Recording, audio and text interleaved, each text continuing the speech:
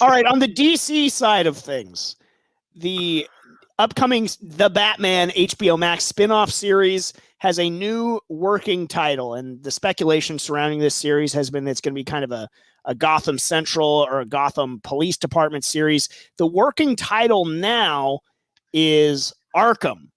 And I just want to get your thoughts on, the things surrounding the spinoff series. I mean, we haven't seen The Batman yet, obviously, but they're clearly very high on it and already planning this HBO Max series, just like they did with the Suicide Squad planning the Peacemaker spinoff. What are your thoughts on this working title Arkham series that could be coming? Well, I mean, first of all, the fact that they're planning seems like a good thing for DC, because it doesn't seem like there's been a ton of that for keeping their universes going. So hopefully they're putting a little bit more time into the longevity of this. So that's good. Arkham, we had the Gotham series. We had the police, we had the Jim Gordon. Wasn't great. Wasn't a huge fan. There was some enjoyable episodes. I had to drop it off pretty quick. I think Mark watched it, but it was not a good show. No, and Arkham, you keep it on HBO. Maybe it's got a chance. The Batman's going to be darker. I would assume that just a show called Arkham would be pretty dark as well.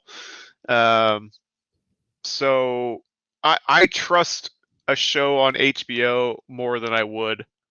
What was that on NBC? I think it was Fox. Fox, yeah, that makes sense. I would trust an HBO show, and I don't know how much I would care about an Arkham show, depending on what they're going to do with it. But at least I know that it's in the hands of a capable entity.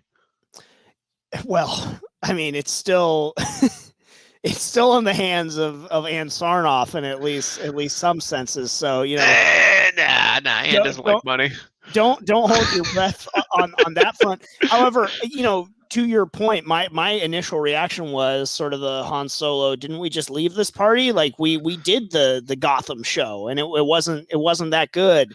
And all the thoughts on this one is going to be sort of focusing on a couple of corrupt Gotham PD officers and stuff like that. And I don't know. That doesn't really feel as fresh to me because we got that unfortunate Gotham show. The idea of it being set in Arkham has more appeal to me.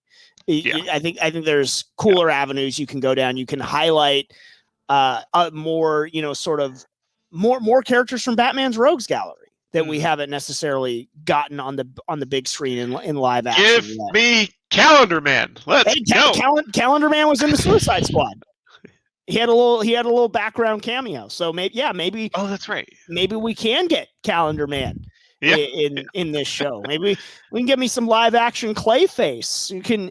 I think there's some cool stuff that we could do. Give me a good Victor Zsasz. Give me a whole season about Victor Zsasz. I think that would be great. You want a good Clayface? You watch the Harley Quinn animated HBO show. If I want a good Clayface, I will watch Batman the Animated Series. Well, yeah, that too. So that's what. But yeah, no. I mean, if they're gonna focus on the corrupt cops or like the crime families, they just did that. I don't need that. I hope they focus on something else. Otherwise, I'm a little spent there. Yeah. Well, we'll see how it comes to develop. I am cautiously neutral on it, I suppose. But I am excited for the Batman. I think the trailer for that looks good, and so if it's spinning off of that world, that is more encouraging about this series. But I guarantee they go with the crime family because it's just the natural build up to other villains. You get a pre-Riddler who's not super like over the top. It looks like for powers. He's just this guy. And then you go into the crime families, you do, the base level villains, and then you build up the series to the more ridiculous, or however you want to say it. You get Mr. Freeze, Clayface, all these other characters that take a little bit more to believe in the universe.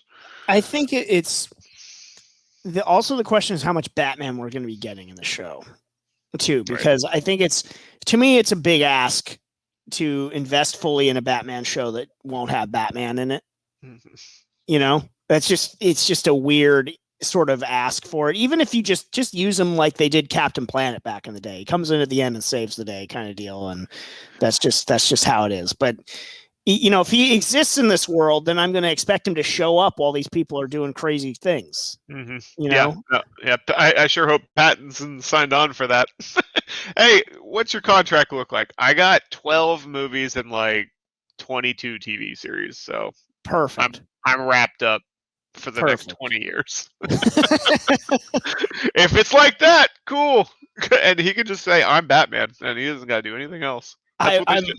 If Anne likes money, if you want to solidify your Batman universe, you solidify somebody for 20 years who's young, and you build that from then.